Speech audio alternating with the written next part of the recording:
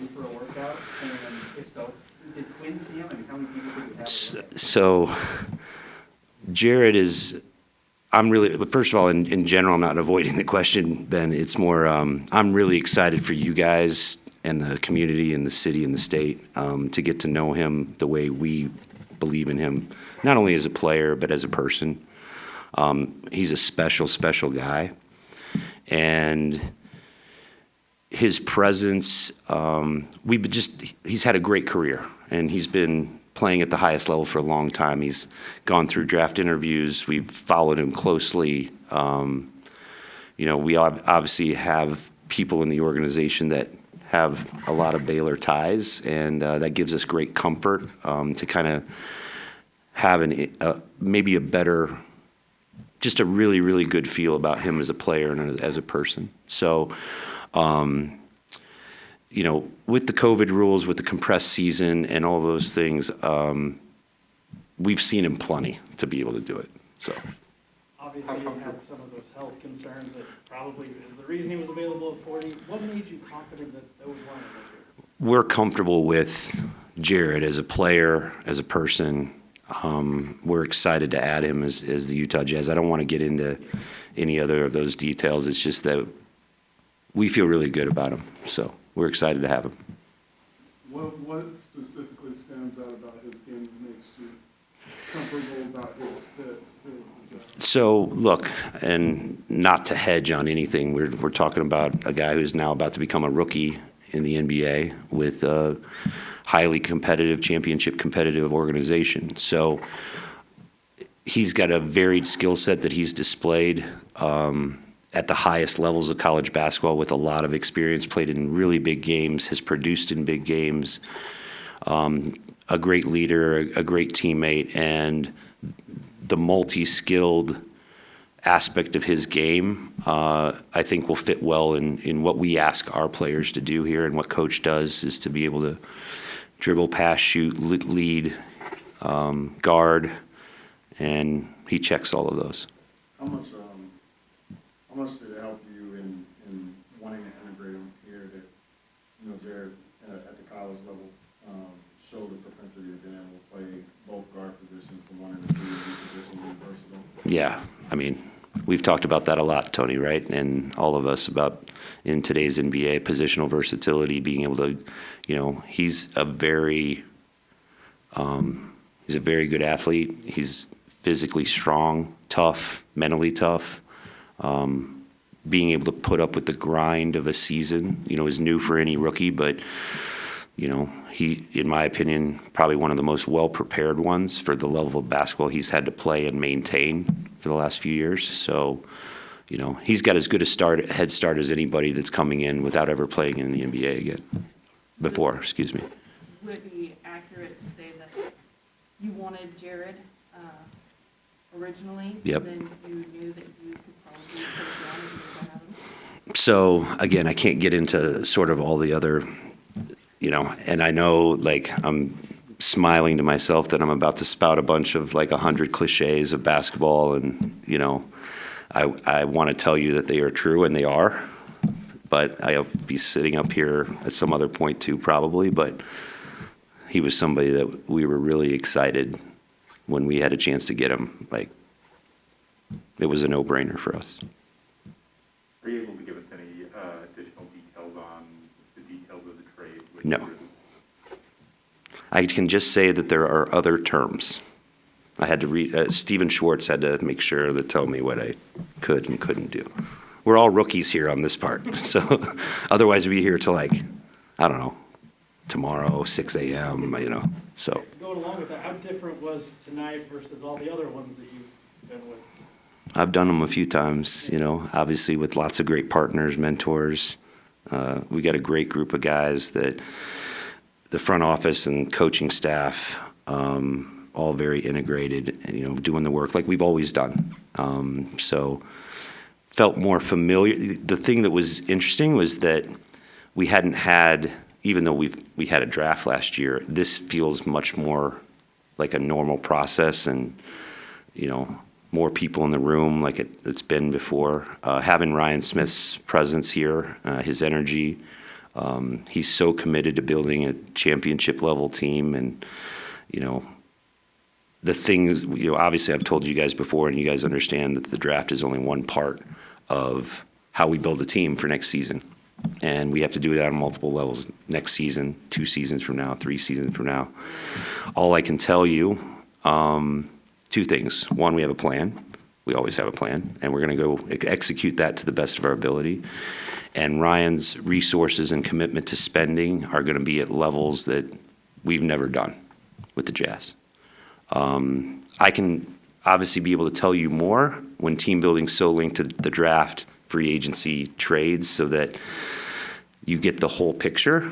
I don't even know what's going to happen, obviously, because there's a plan, and then some people have to say yes, some people have to say no, and then we can all sit here. So I kind of ignore the hot takes, of what draft picks associated with the Jazz, or what this means, or any other moves that happen to come out in the future. It's just take a deep breath, and you can kind of give us your opinion when everything's done. That'll be the other hot takes that you guys have. So Last year you talked about wanting to find, with Doak specifically, kind of a skill that pops, or one of the lead skill. Does Jared have that, and if so, what is it? So, look, every draft's different, and you guys do a great job, frankly. I read all your guys' stuff in terms of your own draft analysis and how everyone's different. Some of them are really strong at the top. Some of them are speculated that it's really deep from 20 to 40. It changes. And then we're all wrong until we really know what happens 3 or 4 years from now.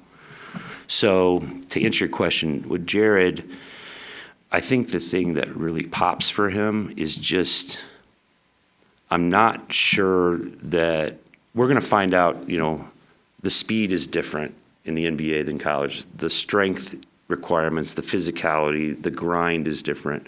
How he develops into what role, which, again, this is a high-level team, a highly competitive team, a veteran team. So we kind of can give him a runway.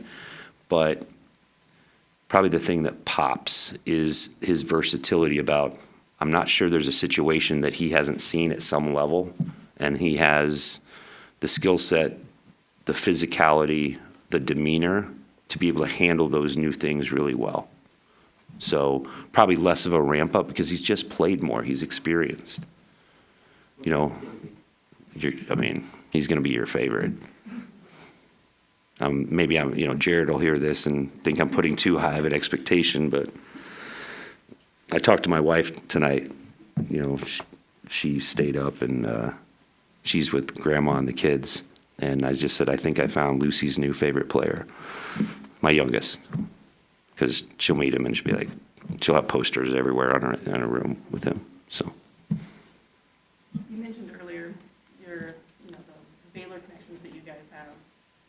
How is that? I can't imagine that there's also not other teams with Baylor connections. Sure. So how does that make you so much more comfortable? I just think that, and I'm not saying, every team does really good work. I think when you have and we have a lot of relationships with schools, and I think I'm very proud of our staff that does a really good job of making sure that we have as much intel information.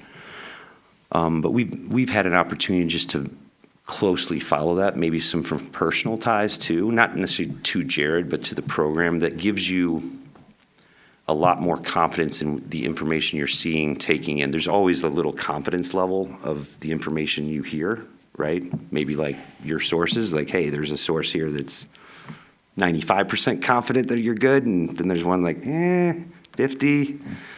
So it's different. With Baylor, the program, the types of players they produce, the history of their program, how competitive they are, along with that, gives us a very high confidence level of, more of the personal stuff.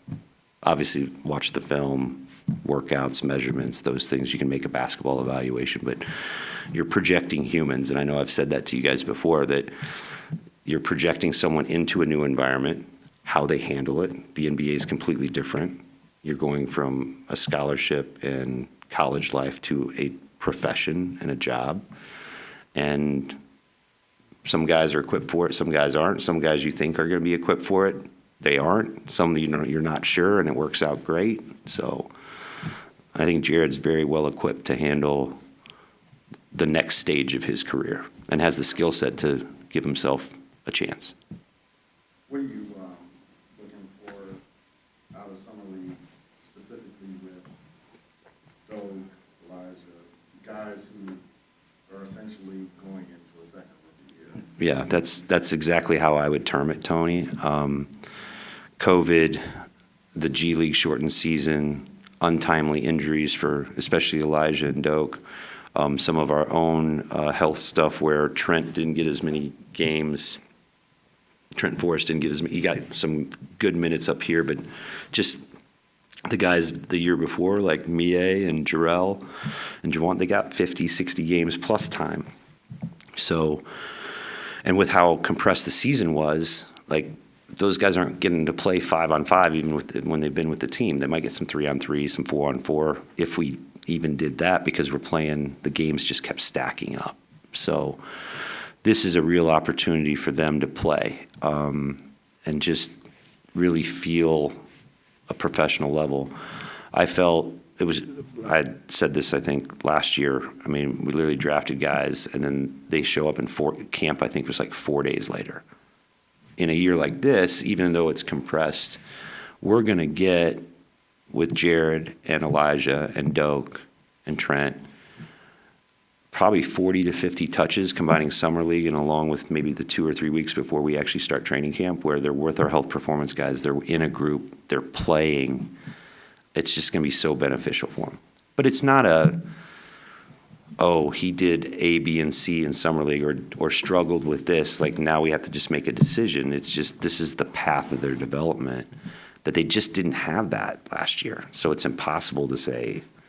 And we were a good team, so we weren't playing a lot of young guys. There weren't that many opportunities to just like roll guys out and just say, okay, figure it out. Just first time we've gotten to talk to you since changes, I'm just kind of curious. Generally, do you have or want to give a vision statement for, what the Jazz look like in kind of a, I don't know if it's a new era or how different it'll be, but kind of what do you envision for this team moving forward? Look, it obviously by default, whether I'm sitting up here or not, it's a new era because of Ryan Smith and his ownership. And I've said it before, but I want to make it clear, like his energy and vision and commitment to this city and state and this team is going to pay huge dividends down the road, and he's willing and able to make those investments on a yearly basis, which is awesome. My job is to continue to help him acclimate to this and get a chance to see how we operate.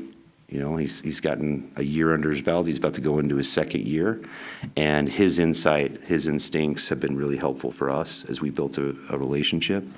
And I think that'll evolve over time, but I think a lot of the, some of that is a function of where our team is at right now, not just because it's new ownership. We're not a rebuilding team. We're not, a playoff competitive team where we have championship aspirations. So, but that's been a lot of years of work where we've, gotten some things right and made some mistakes, but you just keep going forward, and Ryan's going to help us continue to push that forward. So I'll hold off on a definitive statement other than I'm really excited to be working with Ryan and what that means for this community, the team, internal staff, coach, like all the collaboration, everything's been great. And it's been a different transition, but a really seamless one in terms of the processes and how we make decisions. You said that Jared is going to be one of our favorites. Yeah. When you're doing, I guess, just one-on-one interviews with Mhm. players in the pre-draft process, what is it that you're looking for? Me personally, and this, I wish that there was an algorithm that you could say, hey, this guy checks A, B, and C, he will automatically be this. You're still betting on humans. And then sometimes you really, really like people that you meet. And you have to kind of remove that from the basketball. Like, this gives you good confidence, like, okay, if he's good enough, then he's got a real chance. So we had made the basketball evaluation, like, he's more than good enough. We think he has a chance to be really good. And so to answer the question, when we're interviewing and trying to get to know guys, we make it pretty informal. We're not making them do a case study or, read this chart, or what do you think? What's this ink blot look like? We really just want to get to know them. But guys that demonstrate self-awareness of their own weaknesses, of things that make them happy, how well-rounded they are, what they like, the self-awareness part's good, because there aren't perfect players that come into the NBA, and there is a development path. So making sure that I guess when I say there aren't perfect players, it means every player that comes in has stuff to work on, or get better, or improve a strength, or help work on a weakness. When you have a better idea yourself of what you need to work on, and the self-discipline and the work ethic to address that, to be coached, like, we have a pretty good player development program. But if guys don't put in the work, or aren't working on the right things because they're not self-aware, then that's just a lot. It's not to say it can't be done, but makes it a lot harder. So you can probably translate that Jared has a lot of those things.